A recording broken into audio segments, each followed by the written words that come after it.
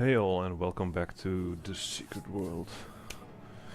We are loading into Kingsmouth again and we'll see the familiar loading screen right there.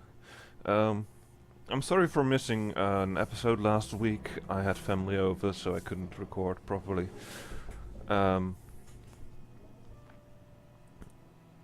Anyways, I've been thinking about what to do next. We are currently in the church, Kingsmouth Congregational.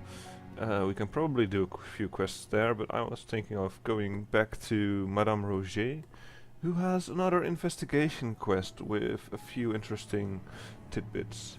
It is going to be a running quest because it takes me to some areas where the enemies are slightly above my pay grade, but let's have some fun with it anyway. Now, again, this is an investigation that I've done before. I know what to expect and how to get where I need to get, but can't have everything, can you?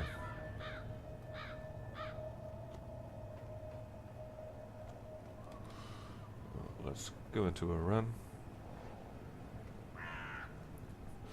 And if I make any sniffing noises or anything, I'm having a bad case of hay fever and I forgot to take my medicine this morning, so yeah. Sorry. Oh, while we're here we can do this little quest that's right here in this corner. I promise. Wait until Madame Rogêt loads in there. Anyways, the Occultist's Cookbook. A dusty tome on Madame Rogêt's bookshelf is full of details about occult symbolism. Understanding of symbolic patterns can be applied to making weapons more potent. Let's grab that. Now, this is about creating glyphs and affixing them to your weapons. A glyph is a set of runes put together to make a little set of bonuses like more critical attack or more hit chance or more crit damage, stuff like that. That's all. That's what glyphs do, and it adds a prefix to a weapon. So you might have a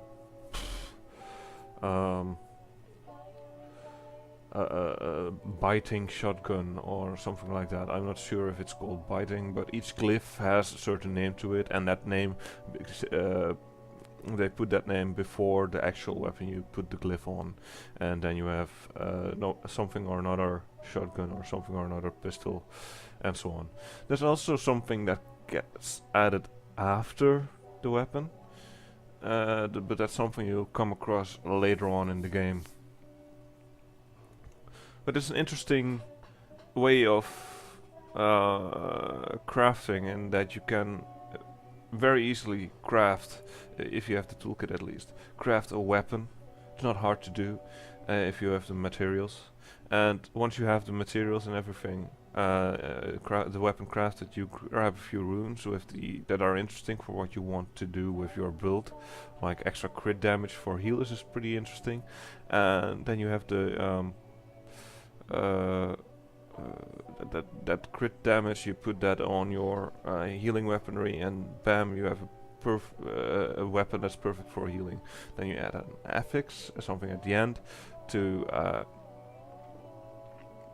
make it even more potent for healing, and then that's it.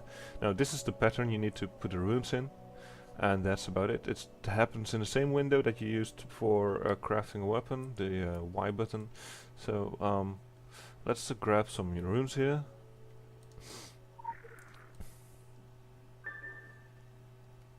And over here we have a glyph kit. And over here we have a chaos focus. Now, let's put all those items to good use. Where is it? Y. Press shift to split it up.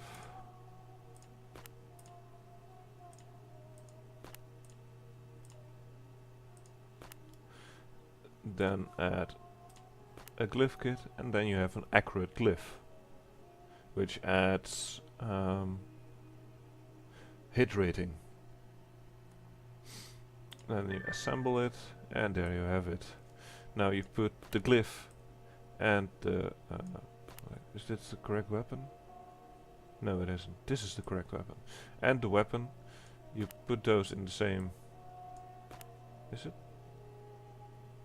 Or isn't it? No, this is the standard. It is this one. Ah, there it is. So you have the weapon and the glyph, and then you will get an accurate Fata Morgana, because it's an accurate glyph. And then that will have a plus 21 hit rating.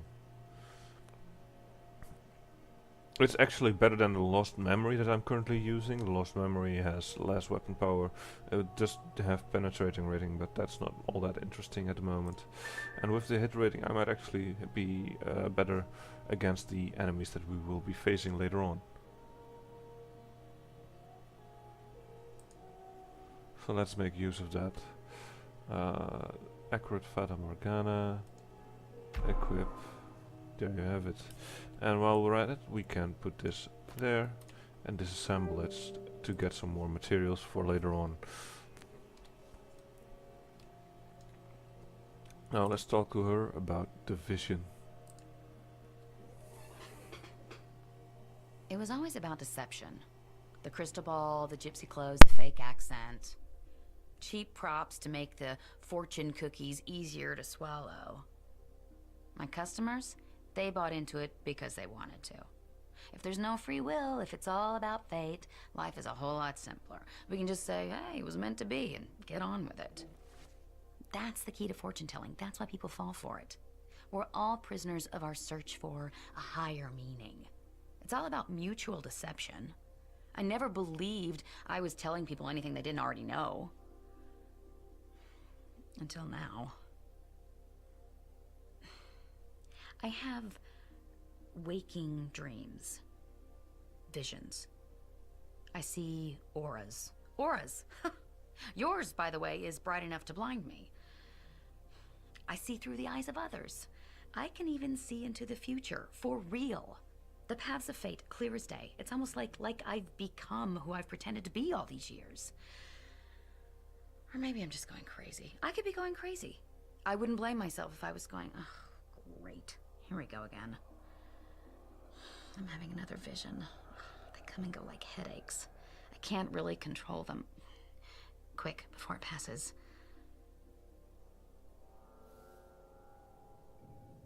I see your twin paths. One leads to salvation, the other to defeat. I see black tendrils rising to embrace you. Voices whispering in your ear. Corruption. From within and from without. Something rising from the bottomless deep to devour us all. To turn day into night. Sorry. I see something else. Our paths intertwine, converge, and at the end of it, Exodus. Inescapable, permanent, fated. On the tip of the pyramid, your path shall be revealed. That's as good as it's gonna get. Make of it what you will. Sometimes I get more visions, like the aftershocks of an earthquake. If that happens, I'll let you know. You won't even have to pay my usual fee. Let's call it a freebie, sweetie. Well, thanks.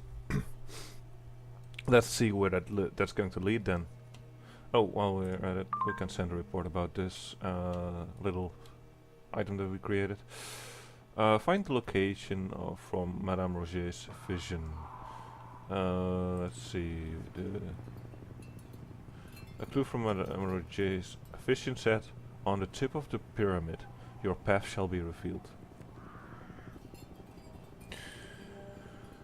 Now, we're not in Egypt, so I doubt it's going to be one of those pyramids. But if once I was looking at the map, I noticed that there is a pyramid point right there. So we're going to go into the Lovecraft Lane, follow the Belmont Avenue, into the Cove and towards Pyramid Point. Now if you notice, almost a lot of these names, Arkham Avenue, Lovecraft, Angel Street, King's Court, Belmont, it's all Elm and Poe, it's all rather well-known writers.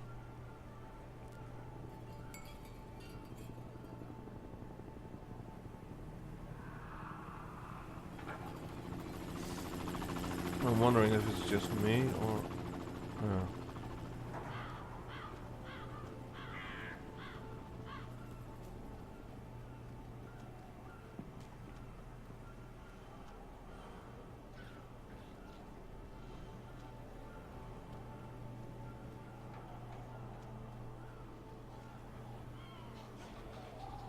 there's a bit of a lag going on, seems like, and I have no idea what's causing it.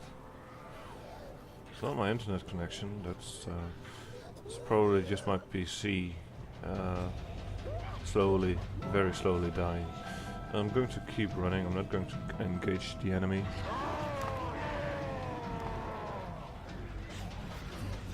Because I know there's going to be a lot, and if I do say a lot, I really do mean a lot of stuff coming after me right now, and I'm not really in the mood to fight all that.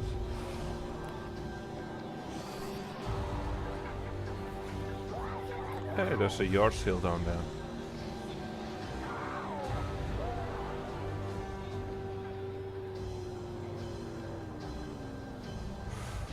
I just noticed that if I have a menu like a map or the pages of that book that I was looking at earlier, that the screen starts flickering. I don't know what's causing it, but it's kind of irritating. Alright.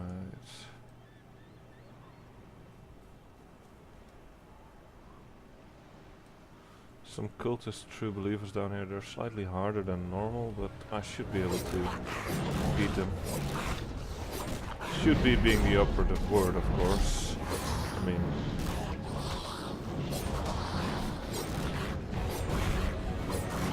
I have a pretty good build at the moment, but at least for this area it's not too hard to beat what's coming at you, and I've some self-heal built into it, which is pretty much the reason why it's effective enough, but things change. Anyway, Pyramid Point, right here. I had another vision. Shadows. Long shadows. From the old boughs of the fairy forest. The flickering lights of the foolish fire guiding your path. Come, come, they beckon. Does this make any sense to you? At first I thought the foolish light would be these campfires that are everywhere. So I followed those. Simple as that.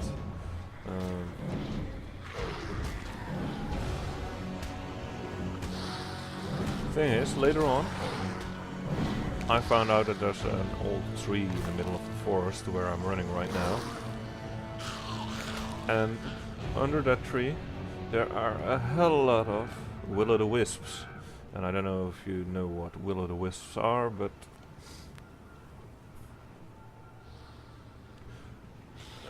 let's just say they are what she means with the fool's fire. They try and lead people astray into dangerous areas like bogs or forests or such, and get them lost. And well, there are actually you can find them over in the Netherlands as well, in the bogs and in some of the forests around here. It's not an unknown phenomenon, let's put it that way. Let's see, where's the old tree? See, there's the will-o'-the-wisps, and there's the old tree. Welcome to the Wispwood.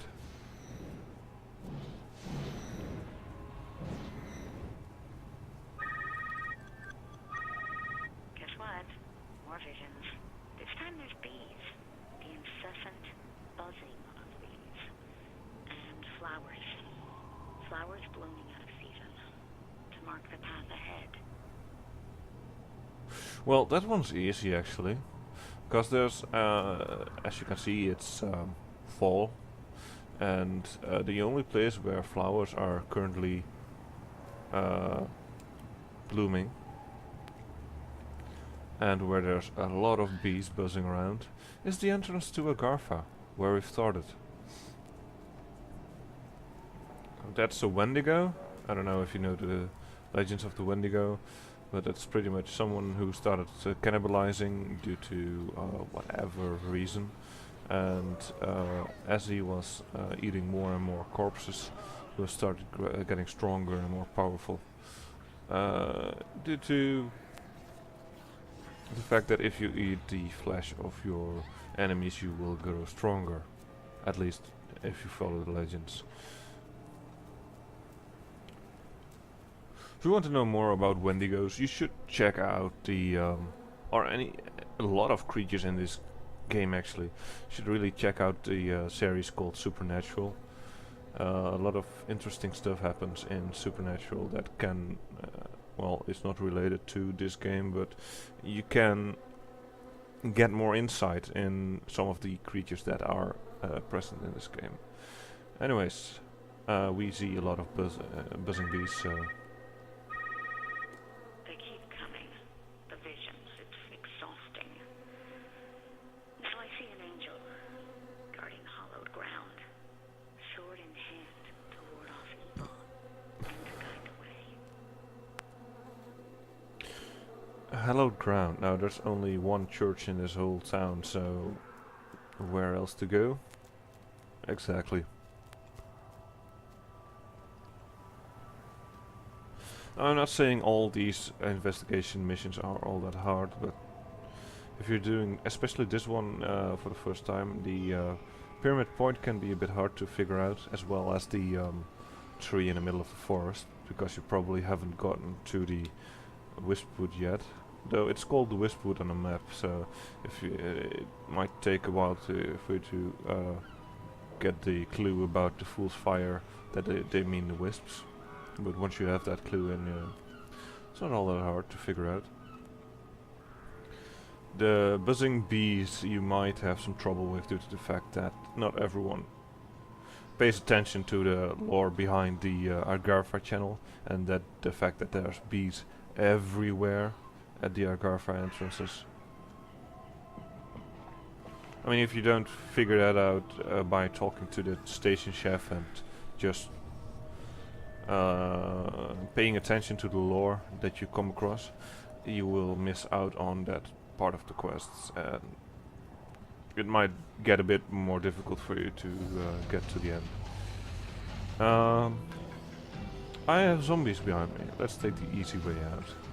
You see, this church here, it is protected. As you can see right there. Don't ask me what's protecting it. We will find that out later during a quest, but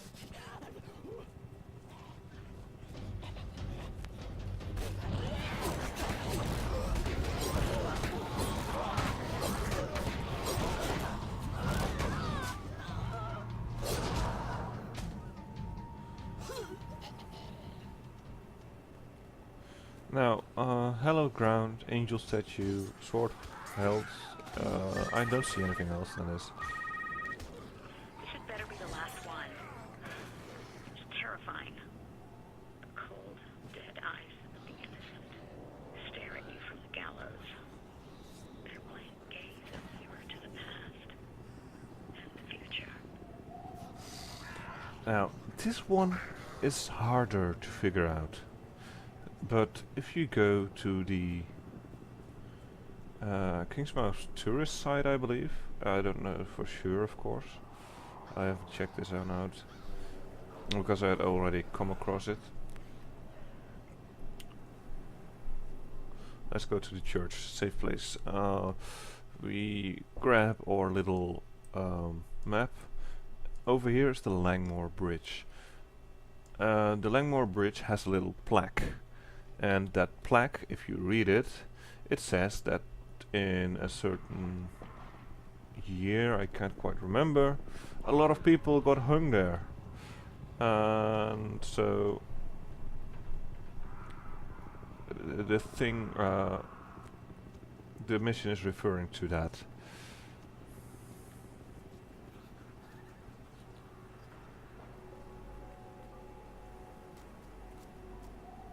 Let's keep on running.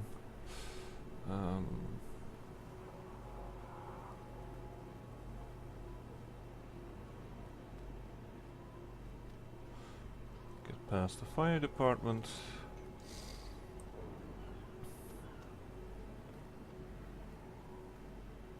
Now I'm going to at least finish off this quest and see if we can do something else in between, but I doubt it actually. There's a damaged PDA over here that we can grab. iPhone home.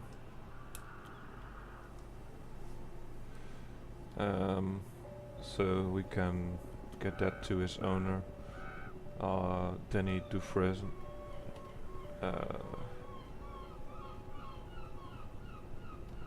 Or however you pronounce it. For there's the bridge to the mainland. It's closed off, of course, and there's some people there that's trying to, I don't know what they're trying to do.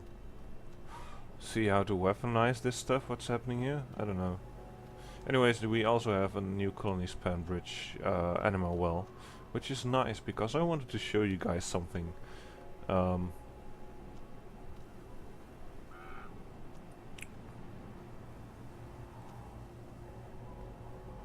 At the Langmore Bridge.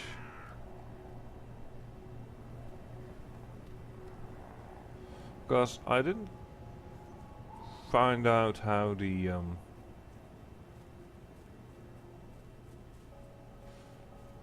I didn't find the thing about the Langmore Bridge out by reading the plaque or reading the website. No, I found it out due to something else, and I'm going to show you what it is right now. Let's type in /reset, and we die. And now we can spawn to the new colony span bridge, which is close by. As you can see. I don't know if we died before. No, we didn't. When you die, the little bee in your noggin creates what they call an anima form, which is your spirit and an anima formed into your body, and then you can choose to go to whichever anima well you've unlocked in the area. So it's also a way of fast travel.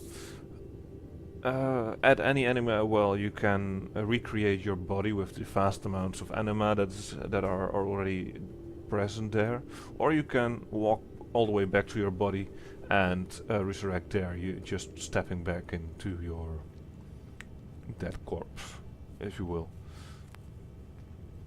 That's the lore behind it. Of course, simply put, it's a corpse run, just like there's a corpse run in World of Warcraft. But they actually have some lore behind why you become this spirit form, this anima spirit, when you die. And the fun thing about dying and becoming an anima spirit is stuff suddenly look kinda different when you're an anima spirit. Like right now, we see this.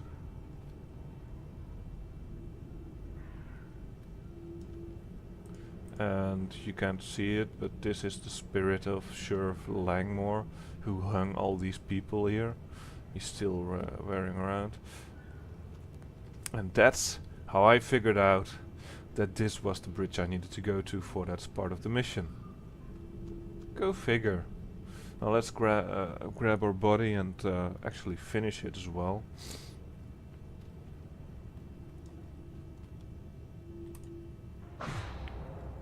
See, here's the plaque. Langmore Bridge, dedicated to the works of Kingsmouth Mayor John Langmore. It's not sure sheriff, it was the mayor. John Langmore, and to law, justice and reparation. May the unquiet dead of the hangman's span, see, accept the lot passed to them in this life and proceed to the next without sin. So yeah, that's the Langmore Bridge. And that's a telltale sign of the unquiet dead. And the hangman's spectre.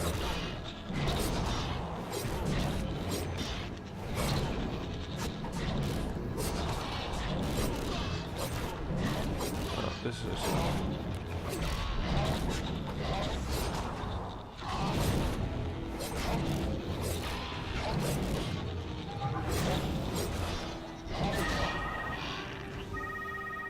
That's all of it. The storm's past, for now. I don't know what lies at the end of this road, but it's not good. For any of us.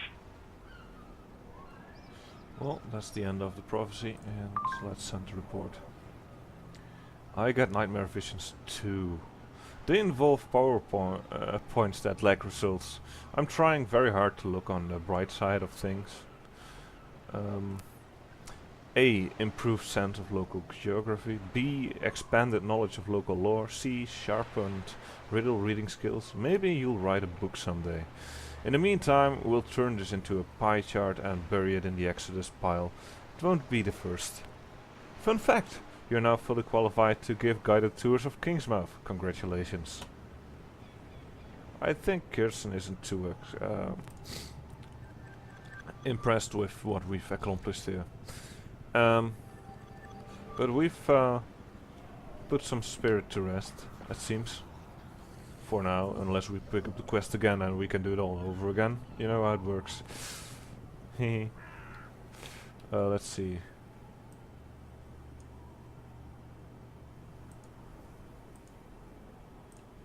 Now they actually have a skate park over here with Danny Dufresne right there, so I'm not going to go to the Dufresne Sun shop. I'm going to go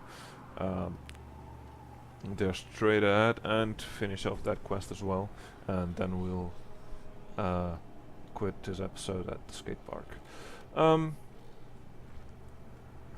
if you look at just running through this bridge, a friend of mine who plays this game on occasion as well found this bridge creepy even as he was walking across it like this, not even doing the quest with the spirits so the lamps would go out or anything. It's just from here you can't even see the end of it, and it's something about it just spooked him, and I can't blame him actually.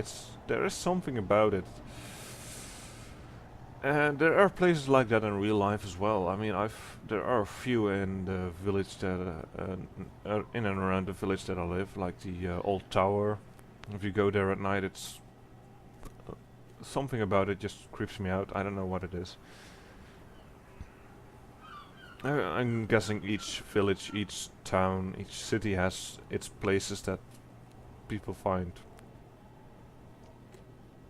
creepy, unnatural, weird. I don't know how to explain it, but it's you know what I mean. I mean, it's something that you can't explain.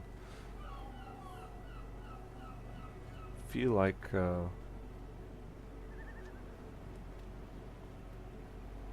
hairs in your neck standing upright, stuff like that.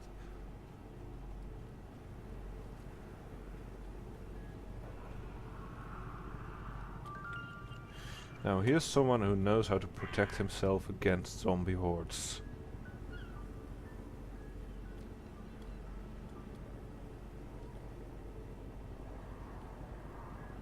Funny thing is, he's just a teenager.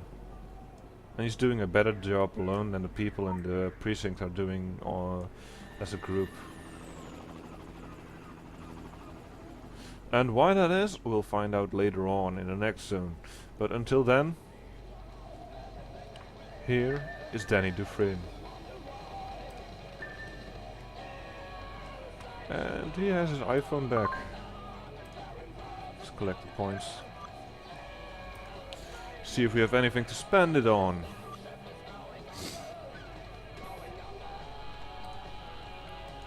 let's buy this, and let's buy this. I don't have enough for domino effect, too bad for that, but let's see, how many points do I have left? 4 points left. I can grab this one as well, the paradox skill, and probability is also 7 points, so we're getting closer to finishing off the build, the trickster build. And also, once we have the 14 points needed for these two, we actually have will get the jacket that this you see on this card, not the whole outfit, only the jacket. We get that to wear on our character, which is our first new clothing piece, I believe. Unless we get enough points to actually get a new rank in or faction. Because if you go to your character screen and go to character statistics, faction and battle rank, I mean, you can see here I'm an Illuminati rank 1, and that will go up as I gain more XP, and eventually I'll be rank 2, etc. And if we no, you can't see the rewards actually, but as you get higher in rank, you will get new rewards and new stuff. And among those is it's a uniform for your character. Anyways,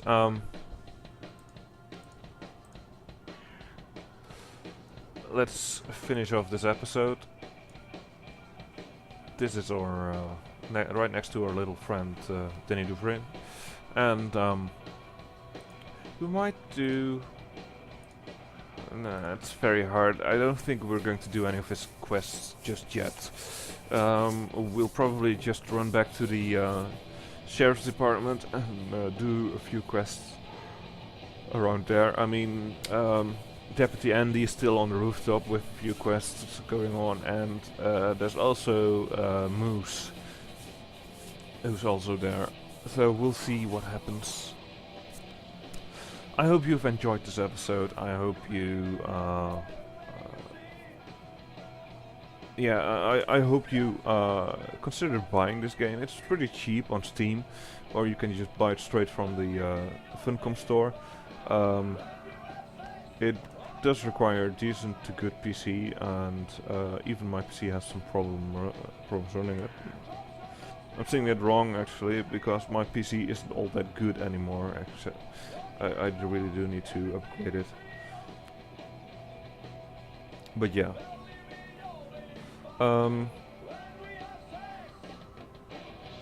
Like usual, if you like this episode, press the like button. If you haven't subscribed yet, press the subscribe button. And leave some comments below. I'll see you guys next time.